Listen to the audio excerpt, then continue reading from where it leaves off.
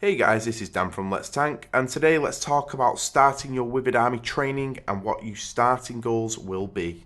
So after doing this over 3 toons, the best advice I can give anyone is to aim for the chests to upgrade your army.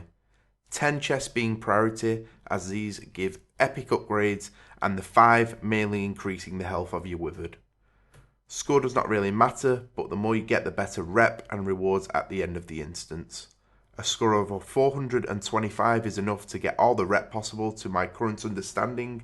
After this, you will not be getting much more, if anything at all. So, the chests, as I said before, your goal is to unlock the big chests, then work on the smaller ones. Chests will take away your Withered from the battle and will not come back until you restart. So make sure when you do a 10 chest, you have 11 Withered, or if you do a 5, you have 6.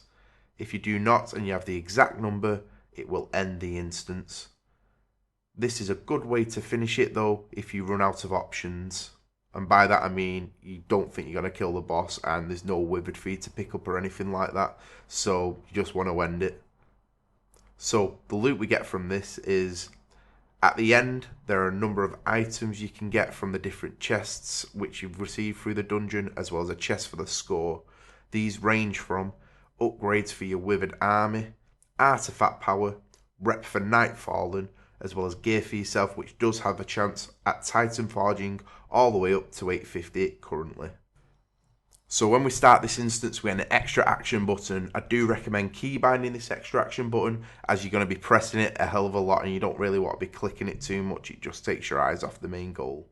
So the two abilities, the first one will give you a symbol. It'll make your Withered turn blue and the other one will go red. Blue's more of a passive and the Withered will assist you, whereas the red one makes them go berserk. It increases the damage by 75%, which is great when you've got a boss mob, as long as they're in a safe spot, which you can control with the blue one again. And you're just going to switch. It's pretty quick switching between them.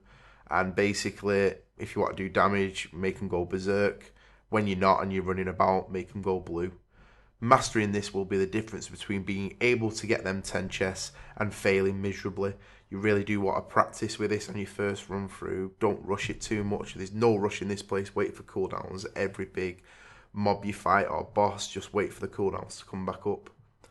So other abilities, your personal character is going to want to take in. So when you're picking your talents for your class, you're going to want to take an interrupts or silence, if not both, as well as a big stun, which has a pretty short cooldown. The shorter the cooldown, the better. I believe phase work as well, but my tanks don't have any phase on them, unfortunately. So they're the abilities you want to be going for. And the reason you want to be doing this is for the different monsters that you're going to fight in this dungeon. And the main monster you're going to be fighting that's going to really mess up your day is called Volatile Reef. Now, the thing, what it does is it's going to cast 2 abilities. Until you get to about 30%, it's going to cast like a purple cast bar ability, which all you need to do is be max range from your Withered and it'll drop a bomb on. You can interrupt this, but it's really easy just to run away from your Withered, let it drop away, and then run straight back in. The second one, which is important, that you do get a stun off, it can't be interrupted, is at 30%, it's going to class like a blue ability on his cast bar. You need to stun near the end of the cast and make sure your Withered are in berserk mode. This will kill him within the stun time, and if you do get lucky, sometimes after the stun's ended he'll cast the purple ability, but most of the time he'll just go recasting the blue one. So you really need to make sure that you kill him within this time. All the rest of the mobs in this place are pretty easy apart from the boss mobs, which pretty much just do cleave ability, so you want to either tank them away from your Withered or facing away from your Withered at best if you're melee like me or on a tank.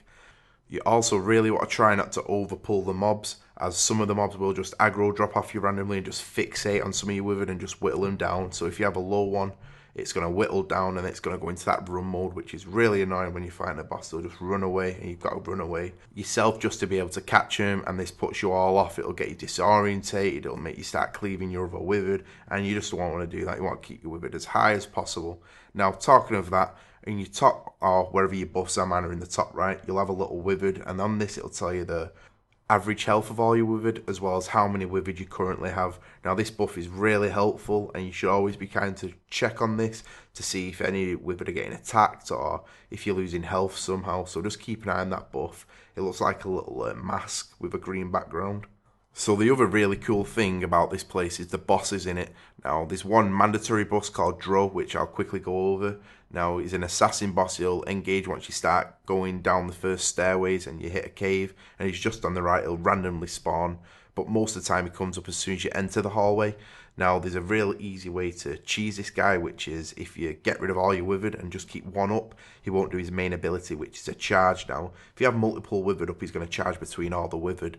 But if you just have one up, then he isn't going to charge between you and the Withered. So what you can do is, if you go in with, say, 11 Withered, you send 10 away to do the chest after you've cleared up to him, and then you just go in with one Withered, as long as you're okay soloing him, like as a tank or maybe a Kiter DPS. That's the best way to tackle him. Otherwise, you're going to have to really grind the gear out and then go back and kill him. But if you can solo him, I'd highly recommend doing it, as it'll save you a lot of time and access a lot more dungeon and make your score go from the 200 mark to the 450 mark before you have to engage the second boss, which you don't even really have to engage him, to be honest. The second boss is actually a Yeti. There is other bosses on the side you can kill, but it's not really any point until you get the better gear, because they'll just absolutely paste you and waste all your Withered troops. So the Yeti is in a big room. You can get a few of the Withered, but your Withered will randomly aggro him. So the best way is to wait for him to pat away, and then you can sneak up the stairs, and there's a few extra chests if you need to get rid of a few Withered. And this is the point where you want to be like looking to head out and then wait for the reset again to go back in with upgraded troops, hopefully, and better gear and more health on the Withered. So apart from that, there's not really much more to go over to start your Withered army off. I do hope this helps a few of you out, and this is the best advice I can give to anyone going into this. As I said, I've done it on 3 tunes, and this is by far the best way to do it. I hope this helps you. Please let me know how you get on, guys, in the comments below. Give me a like, give me a sub, and I'll see you in some tanking videos coming in the next few weeks.